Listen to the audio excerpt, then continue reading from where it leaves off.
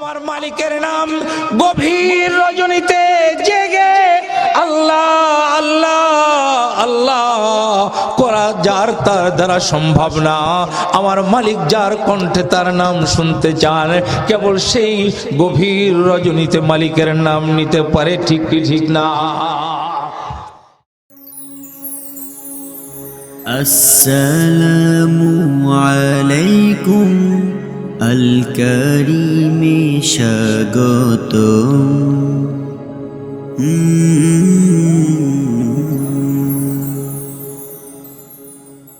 ইসাদাত বজরে বজুয়নিস তন বখশদ খুদায়ে বখশিন্দা। মালিক যা চান তাই হয়, কি বলেন?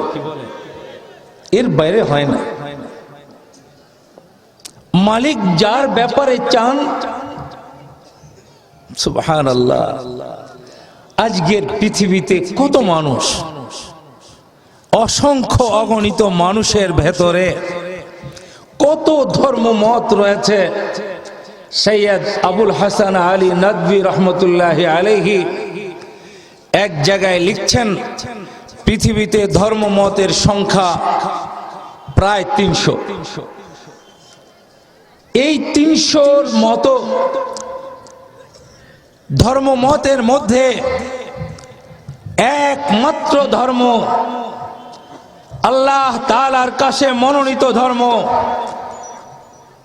একমাত্র ধর্ম, আল্লাহ তাআলার কাছে গ্রহণযোগ্য ধর্ম, একমাত্র ধর্ম, যে ধর্মাবলম্বীরা কেবল জান্নাতে যাবে, অন্য আর কোন ধর্ম অবলম্বী জান্নাতে যাবে না।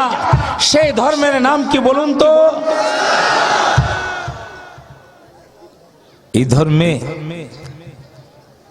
যারা দীক্ষিত হতে পারেন নাই, এই ধর্ম অবলম্বী যারা হতে পারেন নাই, যারা জন্মসূত্রে হিন্দু, জন্মসূত্রে বৌদ্ধ, জন্মসূত্রে ইহুদি, জন্মসূত্রে নাসারা, আর আমরা জন্মসূত্রে মুসলমান।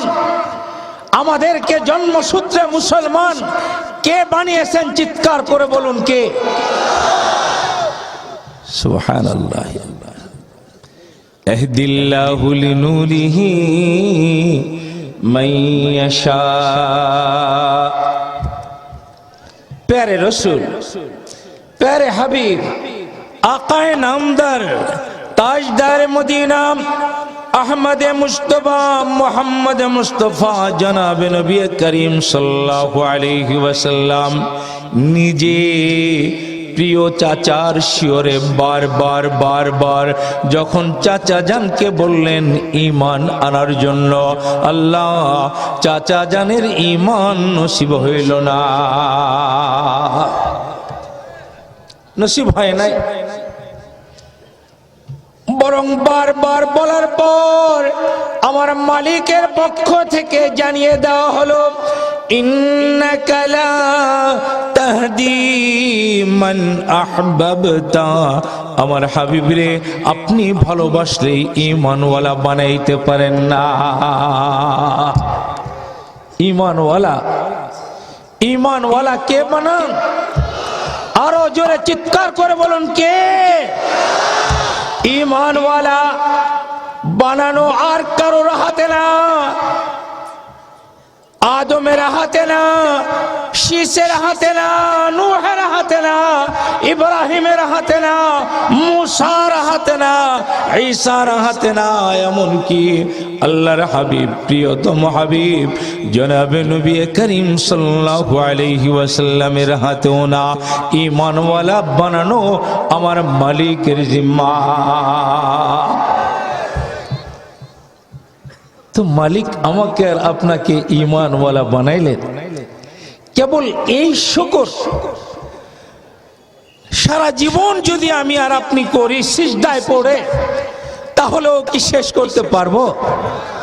অন্তরের অন্তঃস্থল থেকে ঈমান ওয়ালা হওয়ার কারণে, মুসলমান হওয়ার কারণে অন্তরের অন্তঃস্থল থেকে একবার বলি আলহামদুলিল্লাহ।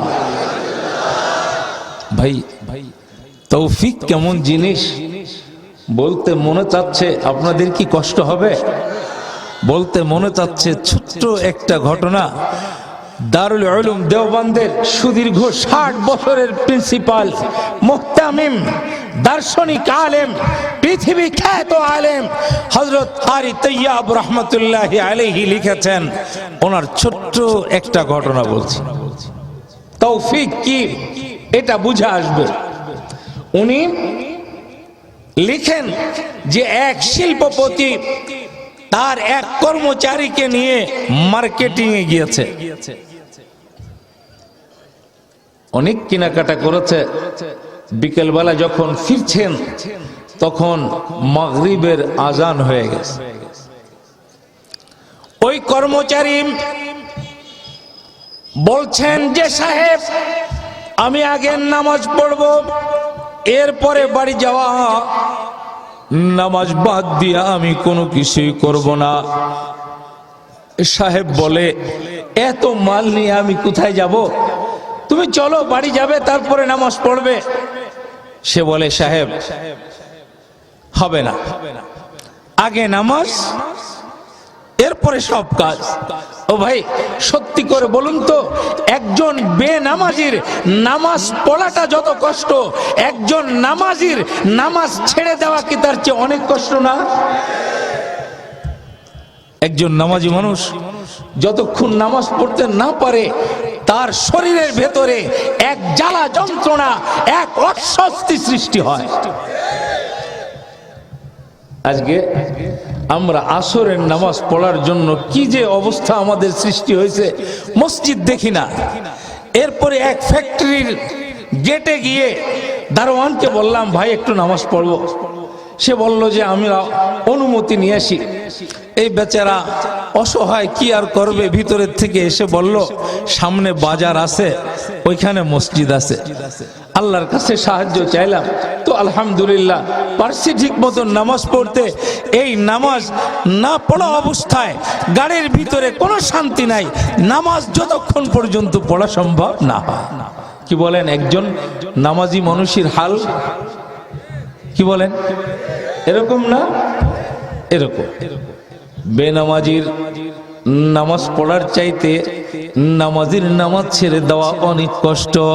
আল্লাহ ওরে মালিকের কুদরতি পায়ে তো যে সে সিজদা দিতে পারে না, আমার মালিক যাকে তার কুদরতি পায়ের জন্য কবুল করেন সেই কেবল মালিকের কুদরতি পায়ে লুটায় পড়তে পারে। আমার মালিকের কালাম যে সে তিলাওয়াত করতে পারে না, মালিক যার কণ্ঠে তার কালামকে শুনতে চান সেই কেবল তিলাওয়াত করতে পারে, ঠিক কি ঠিক না? আমার মালিকের নাম গভীর রজনীতে জেগে আল্লাহ আল্লাহ আল্লাহ করা যার তার দ্বারা সম্ভব না। আমার মালিক যার কণ্ঠে তার নাম শুনতে চান কেবল সেই গভীর রজনীতে মালিকের নাম নিতে পারে, ঠিক কি ঠিক না? এখন ওই কর্মচারী নামাজের জন্য পাগল হয়ে গেছে, সে আগে নামাজ পড়বে। এক পর্যায়ে মালিক বলছে যে আচ্ছা ঠিক আছে চলো। মসজিদে গেছে, মাগরিবের নামাজ কয় রাকাত? 3 রাকাত নামাজ, ছোট্ট ছোট্ট সূরা দিয়ে পড়ে। এখন বেচারা মসজিদে গিয়ে ইমাম সাহেবের পেছনে তো নামাজে দাঁড়িয়েছে, আর তার মালিক ওই সিঁড়ির পাশে সমস্ত মালামাল পাহারাদারি করতেছে, আর তার কর্মচারী নামাজ পড়ে। আল্লাহর ইচ্ছা, আল্লাহ মালিককে এখন পাহারাদার বানায় দিয়েছে। কি বলে? মালিক এখন পাহারাদার। আর কর্মচারী নামাজে 1 রাকাত যায়, 2 রাকাত যায়, 3 রাকাত যায়। কোন রকম সালামটা যখন ফিরাইছে ধমক দিয়ে বলে জলদি নিকাল আ, তাড়াতাড়ি বের হ। ওর কোনো ভ্রুক্ষেপ নাই।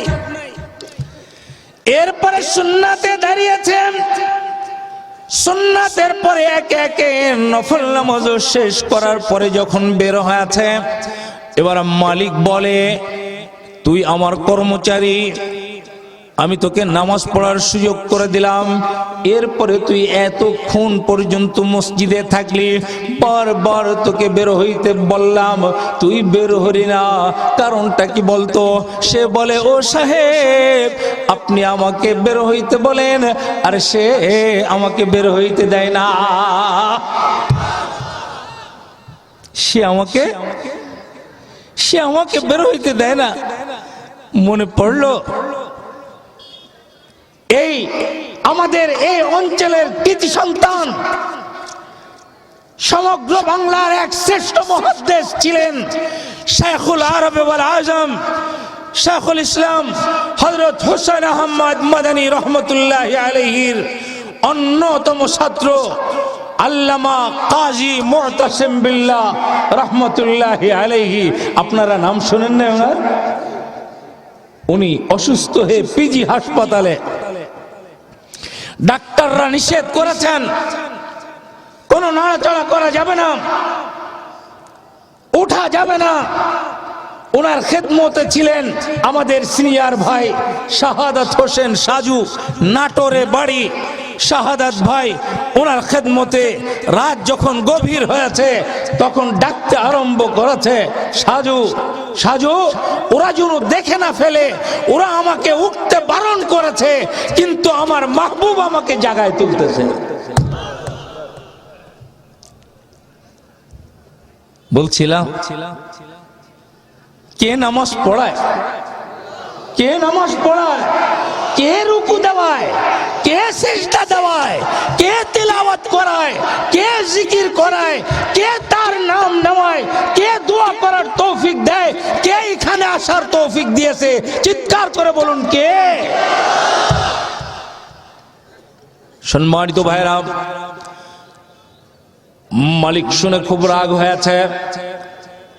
আমি বারণ করি, আমি আসার জন্য বলি, আর কে তোমাকে বারণ করে আগে বলো, তাকে আমি দেখে নেব।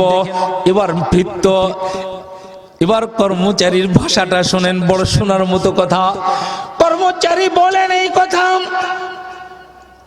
ও সাহেব, আপনাকে যে মসজিদে উঠতে দেয় নাই, সে আমাকে মসজিদ থেকে বের হইতে দেয় নাই। বলেন না চিৎকার করে আল্লাহু আকবার, আরো জোরে সরে নারায়ে তাকবীর।